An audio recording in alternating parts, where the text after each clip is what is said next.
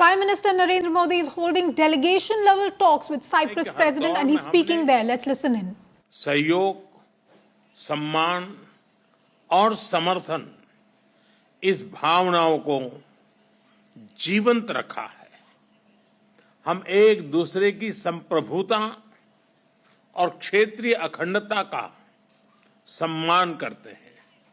Friends, 2 दशक से भी लंबे अंतराल के बाद किसी भारतीय प्रधानमंत्री की साइप्रस यात्रा हो रही है और ये आपसी संबंधों में एक नया अध्याय लिखने का एक स्वर्णिम अवसर है। आज राष्ट्रपति जी और मैंने द्विपक्षीय संबंधों के सभी पहलुओं पर व्यापक चर्चा की। साइप्रस के विजन 2035 और विकसित भारत 2047 के विजन के कई पहलुओं में समानता है। इसलिए हम साथ मिलकर भविष्य को आकार देंगे। अपनी साझेदारी को स्ट्रैटेजिक दिशा देने के लिए हम अगले 5 वर्षों के लिए एक ठोस रोडमैप बनाएंगे।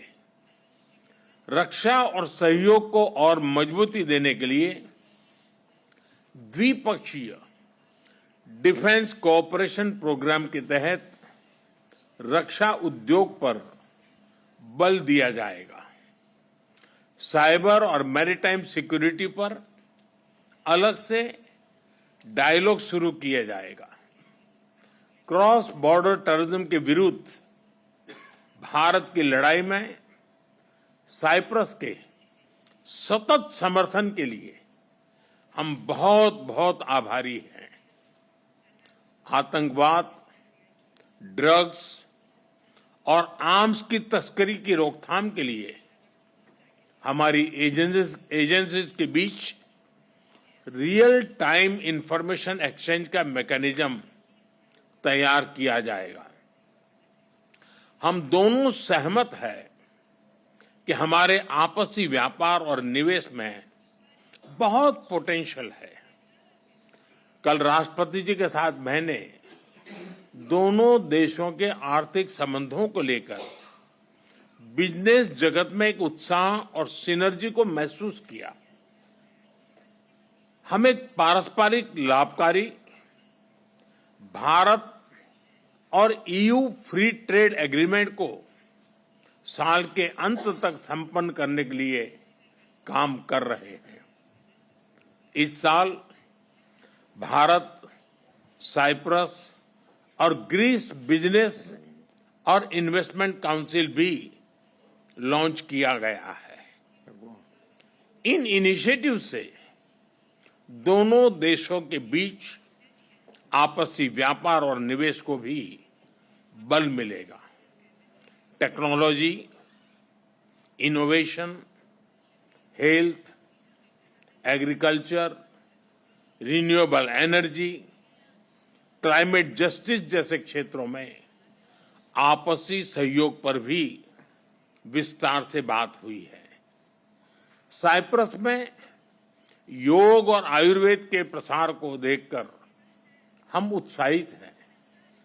भारतीय टूरिस्ट के लिए भी साइप्रस एक पसंदीदा डेस्टिनेशन है। उनके लिए डायरेक्ट एयर कनेक्टिविटी बनाने पर जोर दिया जाएगा। हमने निश्चय किया कि मोबिलिटी एग्रीमेंट को जल्द पूरा करने के लिए काम किया जाएगा। फ्रेंड्स, यूरोपियन यूनियन में साइप्रस हमारा विश्वसनीय पार्टनर है। अगले वर्ष साइप्रस की यूरोपियन यूनियन अध्यक्षता के लिए हम शुभकामनाएं देते हैं। हमें विश्वास है कि आपकी अध्यक्षता में भारत और ईयू संबंधों में नए आयाम जुड़ेंगे। वीएन को समकालीन बनाने के लिए जरूरी रिफॉर्म्स को लेकर हमारे विचारों में समानता है। साइप्रस द्वारा सिक्योरिटी काउंसिल में भारत की स्थायी सदस्यता का समर्थन करने के लिए हम आपके आभारी हैं। पश्चिम एशिया और यूरोप में चल रहे कॉन्फ्लिक्ट को लेकर हम दोनों ने चिंता व्यक्त की है।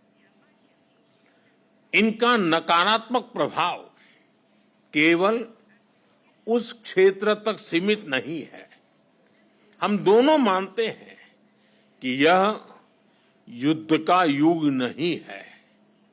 संवाद से समाधान और स्थिरता की बहाली ये मानवता की पुकार है। मेडिटरेनियन क्षेत्र के साथ कनेक्टिविटी बढ़ाने पर भी हमने बात की। हम सहमत है कि India middle east Europe economic corridor से क्षेत्र में शांति और समृद्धि का मार्ग प्रशस्त होगा।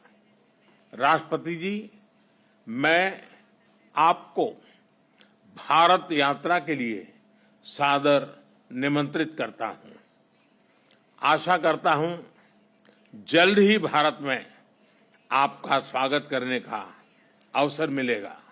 एक बार फिर इस विशिष्ट आतिथ्य और सम्मान के लिए बहुत बहुत धन्यवाद।